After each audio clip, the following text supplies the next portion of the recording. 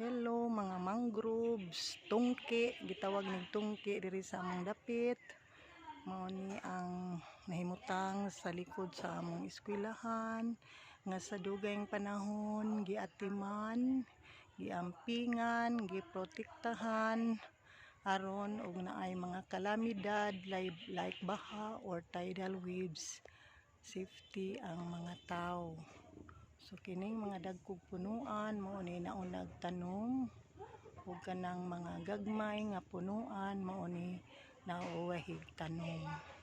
So kinsa tong ni graduate sa among eskwelahan ang Badyang National High School kay makarelate mo dinhi. Salamat sa inyong kakugi nga gipakita sa inyong pag-eskwela diri. So mauni ang mga ugat, mga dalid sa mangroves. Okay, so mauni nga mao jud ni gi-advise nga itanom sa mga daplin sa dagat kay aron ang mga ilang mga ugat, ilang mga dalid nagsilbing protector, dili kayo madali malukat.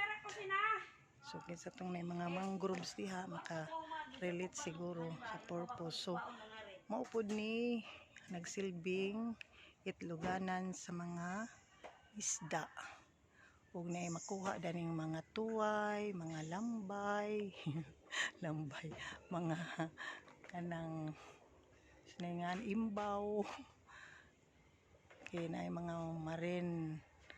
marine resources, mga pagkaon nga marine nga makuha ani sa ilawom mangroves. Taas ni sila guys, padto pa sa tumoy ni nga mangroves. Okay, dali ra ni sila agalagaan, dali ra ni sila itanom. So kita ninyo kaning mga bunga ni dya ug maguwang na mao ra po na itisok sa lao aron siya motubo. So dito na sila guys. So kinatumyan dito. So maabot ni sila sa dagat.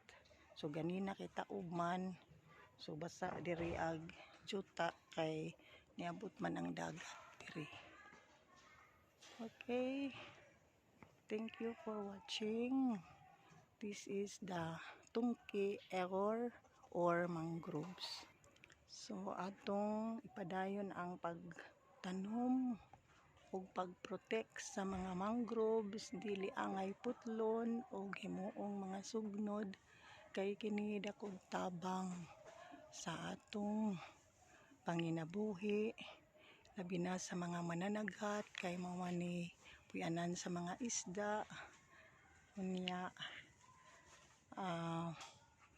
unang dili nato sila patyon kundi dugangan pa sa pagtanom.